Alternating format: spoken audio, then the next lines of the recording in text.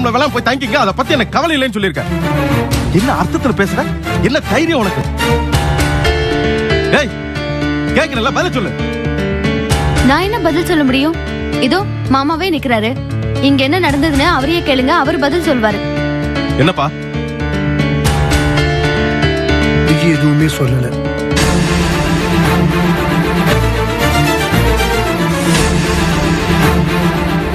இல்லண்ணே, இல்ல விஜய் சொன்னது அப்பாவுக்கு சரியா கேட்டிருக்காதுன்னு நினைக்கிறேன். ஆமாடா கோபி. ஏன்பா உங்களுக்கு இந்த வேலை? கோபி, விஜய் ஒரு புரோக்கரை வர சொல்லி வீடு பார்க்க சொல்லிச்சு. அந்த ஆளு பக்கத்துல இருக்கு வேணுமான்னு கேட்டான். அது பக்கத்துல வேண்டாம், தள்ளி பாருங்கன்னு சொல்லிச்சு. அதை பத்தி நான் கேட்டேன், அதுக்கு தான் பதில் சொல்லிச்சேன். மற்றபடி தரக்குறவா மோசமா பேசலையே. ஐயோ அப்படி இல்லப்பா, விஜய் பேசுற டோன் இருக்க, அதனால நாங்க சொன்ன எல்லா அர்த்தமும் இருக்கு. கோபி, சிலத வார்த்தையால தான் சொல்ல முடியும். விஜயோட பார்வை, தோனி, இதெல்லாம் எங்களை அவமானப்படுத்துற மாதிரி இருந்துச்சு. ஆமாடா கோபி. இதத்தான் நாங்க உங்ககிட்ட வார்த்தையா சொன்னோம், புரியுதா? போதுமா? இதோ இவங்க பேசுறதெல்லாம் கேட்டுட்டு இனிமே நிப்பாட்டி கேள்வி கேட்கிற வெள்ள வச்சுக்காதீங்க.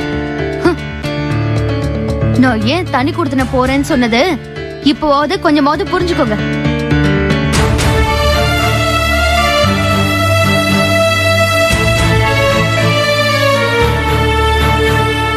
எல்லாரும் கடைசி வரைக்கும் எவ்வளவு பிரச்சனை வந்தாலும் இதே வீட்டுல ஒற்றுமையா இருக்கணும்னு தான் ஆசைப்படுறேன். தேவையில்லாம உங்க குணங்களை எல்லாம் காட்டி விஜய் சொல்றபடி அது பேச்சை கேட்க வச்சிடாதீங்க.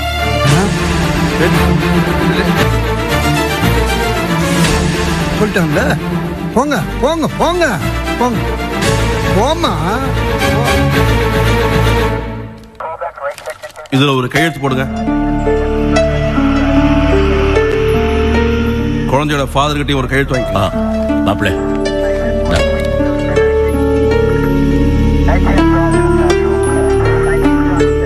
உங்க அப்பா எல்லா விவரத்தையும் என்கிட்ட சொன்னாரு. உங்க குழந்தை தானே, சின்ன குழந்தை, அதை இப்படியே போட்டு அடிக்கிறது. குழந்தை காணா போறதுக்கு காரணமே நீங்க தான். Sorry sir. என்ன சாரி? குழந்தை அடிக்கிற உரிமை நமக்கு கிடையாது. இந்த மாதிரி குழந்தை அடிச்சா உலகத்துக்கு போட்டுருவாங்க. வெளிநாட்டுல இந்த மாதிரி சட்டம்லாம் இருக்கு, தெரியுமா உங்களுக்கு? அடுத்த தடவை இந்த மாதிரி கம்ப்ளைண்ட் வந்தது, நானே உங்களை உள்ளத்துக்கு போட்டுருவேன். ஐயா, இந்த குழந்தை கிடைச்சது எங்க உயிரே திரும்ப வந்த மாதிரி இருக்கு. ரொம்ப நன்றியா. நன்றிலாம் எனக்கு சொல்ல வேணாம். உங்க சொந்தக்காரர் தான் ஒத்த குப்பத்து இந்த குழந்தை விளையாட்டு இருந்ததுன்னு கூட்டு வந்தாரு. நன்றி சொல்றதா இருந்தா அவர்கிட்ட சொல்லுங்க. அப்படியா? யாருங்க அது? மாணிக்கம், பிசினஸ் மேனா. இந்த குழந்தை கூட பெரியப்பா மரம் வேணுமாமே? ஆமாங்க. அவரா இந்த குழந்தை கூட நீங்க விட்டாரு? ஆமாங்க, அவர் தான். சரிங்க ஐயா, நாங்க வரோம். ரொம்ப நன்றிங்க. குழந்தைய பத்திரமா பாத்துங்க. கிளம்புங்க. போமா.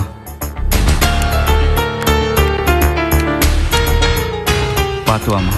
அப்பா, லீலாவையும் குழந்தைங்களை வீட்டுக்கு கூட்டு போலாம். என்னடா உன் மனசு மாறிடுச்சா? நான் சொல்றது கொஞ்சம் காது கொடுத்து கேளுங்க. சரியான குரங்கு போயடா நீ. சும்மா புரியாம பேசாதீங்க. லீலாவையும் குழந்தையும் வீட்டுக்கு கூட்டு வாங்க.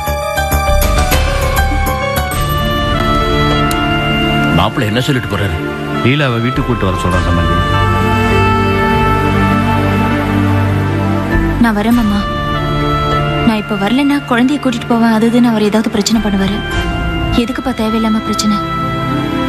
நான் போயிட்டு வரேன்ப்பா. அப்ப நாங்க வரோம் சம்பந்தி. வாங்க.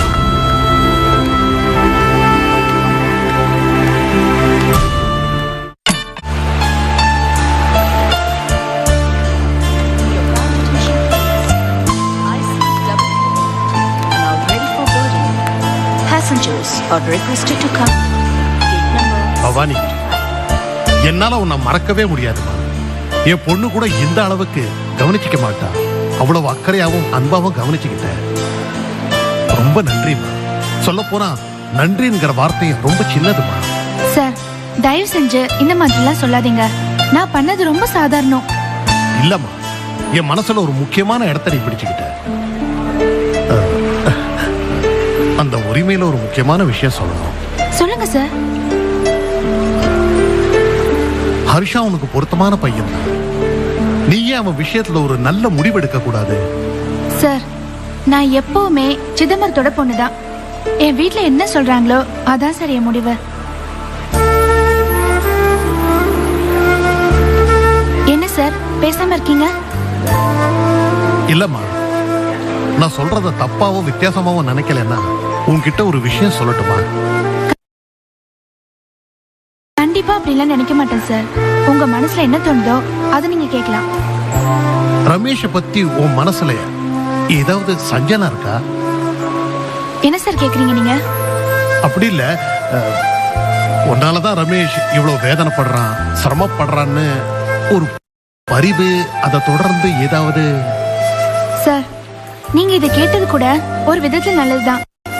ஏன்னா இந்த சமயத்துல என் மனசுல என்ன இருக்குன்றத கிளியரா சொல்றதுக்கு இது ஒரு நல்ல வாய்ப்பா நினைக்கிறேன். கண்டிப்பாமா, உன் மனசுல எது இருந்தாலும் தைரியமா என்கிட்ட சொல்லு.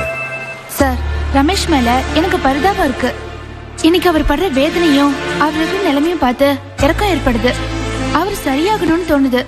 இது பரிவு. நல்லா புரிஞ்சுக்கோங்க சார், இது பரிவு மட்டும்தான்.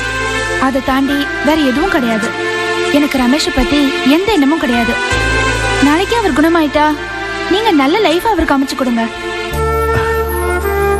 ரொம்ப நல்லது பவானி. ரமேஷ் மேல இருக்கிறது வெறும் இறக்கங்கிறத எடுத்து சொன்ன ரொம்ப நன்றிமா. ஆனா அதே சமயத்துல உனக்குன்னு ஒரு வாழ்க்கை இருக்கு, அதுவும் முக்கியம் இல்லையா? இத நான் ஏன் சொல்றேன்னா, ஹர்ஷாவோட ஜாதகம் உன் வீடு தேடி போயிருக்கு. சார், எங்க வீட்ல ஒரு விஷயத்த வேண்டான்னு சொன்னா அதை நான் கேள்வி கேட்கவே மாட்டேன். என் வீட்ல பார்த்து ஜாதகத்தை திருப்பி கொடுத்துட்டாங்க.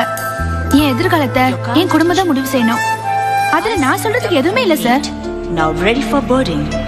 Passengers are requested to come. போயிட்டு வரேம்மா. சார், கிளம்புங்க சார். போயிட்டு வரேன் தம்பி.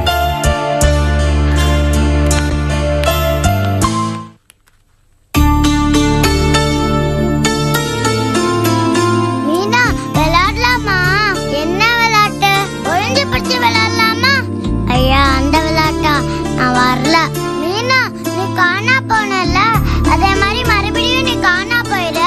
நான் வந்து உன்னை கண்டுபிடிப்பேனா? ஜாலியா இருக்கு, விளையாடலாமா? எனக்கு அந்த விளையாட்டு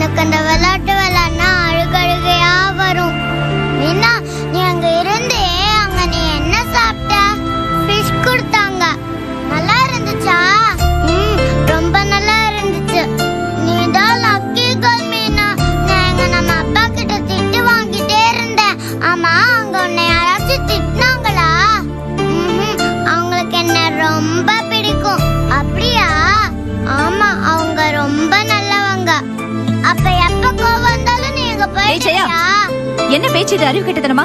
எழுந்து உள்ள வாங்க.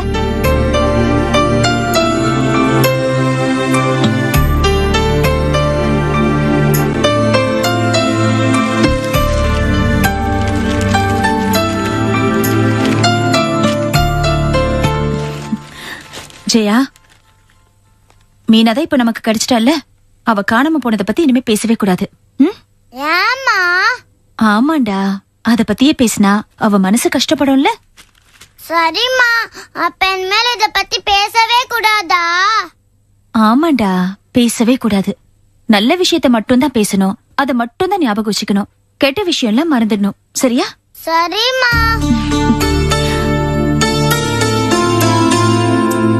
மீனா, நீ நல்ல பொண்ணு தானே? ஆமாம்மா. நீ காணாம போனதுக்கு அப்புறம் அம்மா எவ்வளவு கஷ்டப்பட்டேன் தெரியுமா? அப்படியாம்மா? ஆமாண்ட செல்லம், உன்னை காணாம எப்படி எல்லாம் அழுதுன்னு தெரியுமா? இனிமே எங்க போறதா இருந்தாலும் அம்மா கிட்ட சொல்லிட்டு போனோம், சரியா? சரிம்மா, இனிமே எங்க போனாலும் உன்கிட்ட சொல்லிட்டே போறேம்மா. Very good. என்ன நீங்க ஸ்கூலுக்கு போகாம வெளியில உட்காந்து பேசிட்டு இருக்கீங்க? இங்க பாருங்க, 2 பேரும் குளிச்சு ரெடி ஆகுங்க. உங்களுக்கு பிடிச்ச சாக்லேட்டை உங்களுக்கு ஸ்கூல் கொடுத்து அனுப்புறேன். ஆனா ஒழுங்கா படிக்கணும், சரியா? நல்லா படி.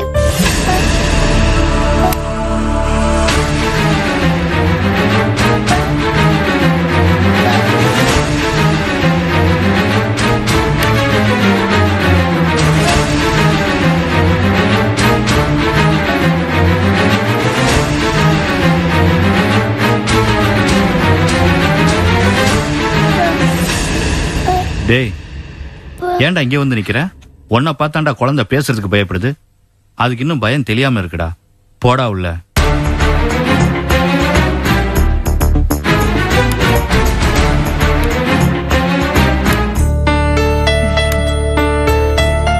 என்னடா செல்லம், அப்பாவை பத்தி ஏன் பயப்படுற? அப்பா பாவண்டா, உண்மையில எவ்வளவு ஆசை வச்சிருக்காரு தெரியுமா? ரொம்ப நல்லவர் அவரு. அப்பா பார்த்தெல்லாம் பயப்படக்கூடாது. குழந்தைக்கு அவங்கிட்ட இன்னும் பயம் தெரியலன்னு நினைக்கிறேன். அதனாலதான் வாய் திக்குது. ரொம்ப பயந்துட்டு இருக்கா போல இருக்கு. சரி வாங்க, ஸ்கூலுக்கு போனல ரெடி ஆகலாம்.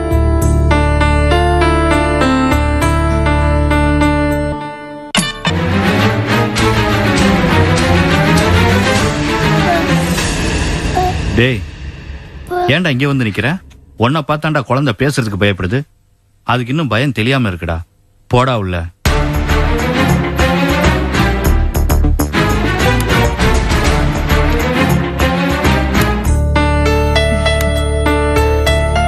என்னடா செல்லம், அப்பாவை பத்தி ஏன் பயப்படுற? அப்பா பாவண்டா, உண்மையில எவ்வளவு ஆசை வச்சிருக்காரு தெரியுமா? ரொம்ப நல்லவர் அவரு. அப்பா பார்த்தெல்லாம் பயப்படக்கூடாது. குழந்தைக்கு அவங்கிட்ட இன்னும் பயம் தெரியலன்னு நினைக்கிறேன்.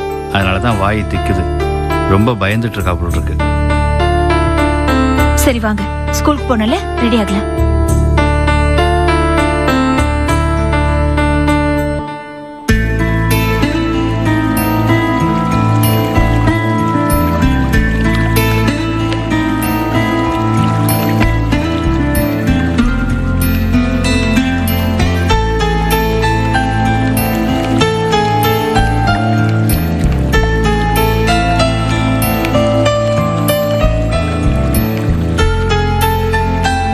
ஹர்ஷா,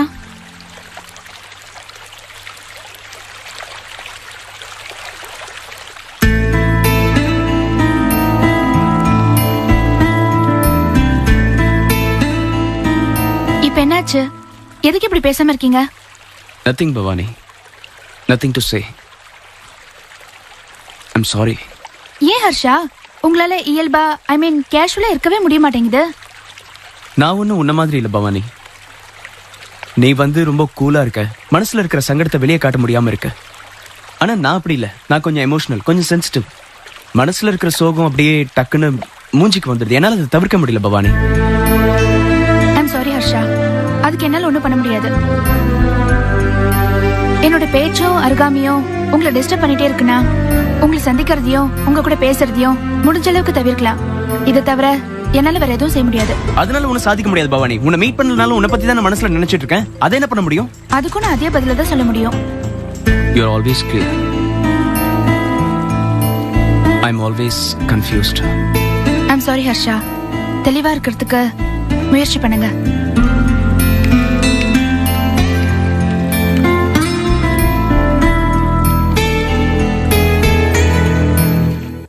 ஏன்பா, அந்த புள்ளைய கூட்டு போய் எதுக்குப்பா போலீஸ் ஸ்டேஷன்ல விடணும்?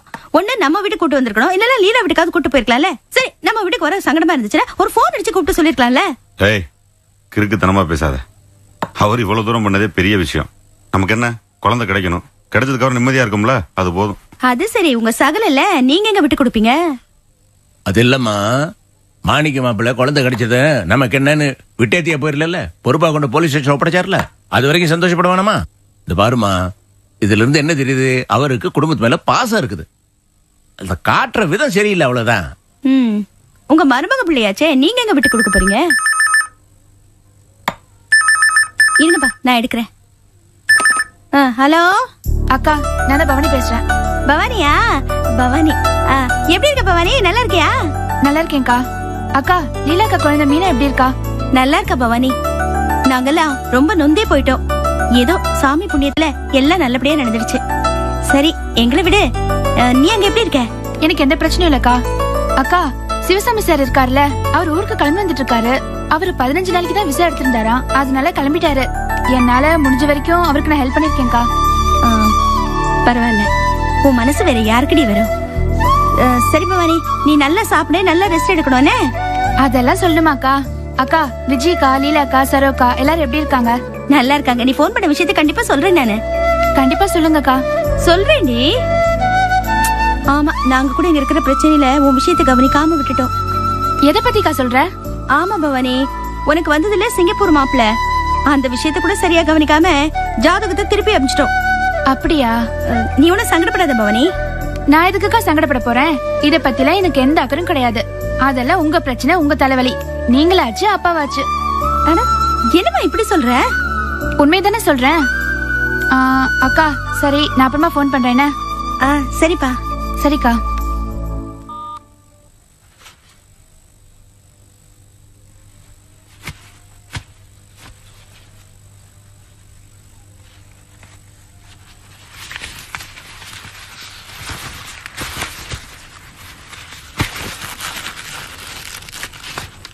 இந்தாங்க, சாயந்தரமா கொஞ்சம் சீக்கிரம் வர முடியுமா? அது நம்ம இஷ்டம் தான். இல்ல, ஆபீஸ்ல உங்களுக்கு நிறைய ஒர்க் இருக்கும்ல. அப்படிலாம் இல்ல விஜய், வரணும்னு சொல்லு, வந்துடுறேன். ஆமா, என்ன விசேஷம்? எங்க வெளில போறோமா? இல்லங்க, புரோக்கர் 4-5 வீடு பாத்திருக்கேன்னு சொன்னாரு, போய் பாத்துட்டு வந்துடலாம். உன் மனசுல நீ என்ன நினைச்சிட்டு இருக்க? நீ எத்தனை கேட்ட, நான் எத்தனை பதில் சொல்லிட்டேன். முடியாதுன்னு சொல்லிட்டேன்ல, மறுபடியும் கேட்டா நான் என்ன முட்டா போயலாம்? என்னங்க இங்க பாரு விஜய், இந்த பேச்சை எத்தோட விட்டு இதுக்கு மேலே மறுபடியும் தனி கூட பேச. அப்ப நான் மனசுல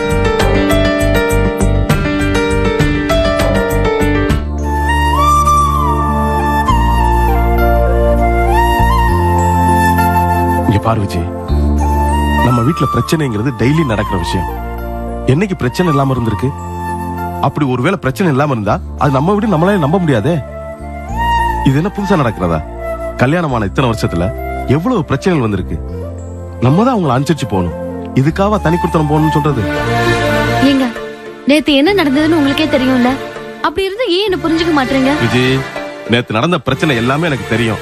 அதுல உன் தப்பு இல்லைங்கிறது நல்லாவே தெரியும். அதுக்கா தனிக்குத்தனம் போகணுங்கிறதா?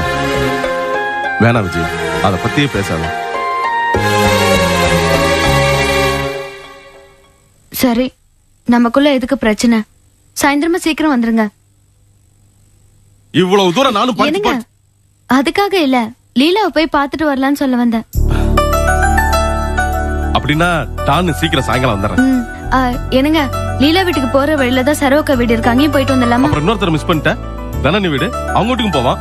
விஜய், நீ இப்ப இருக்கிற மூட்ல அலறுகுளம் போய் பூட்டி இருக்கிற வீட்டை பாட்டு வரும்னு சொன்னா கூட நான் ரெடியா இருப்பேன். மூடு மாறிச்சுல, அது போதும். கிளம்பு, சீக்கிரம் வந்துடுறேன்.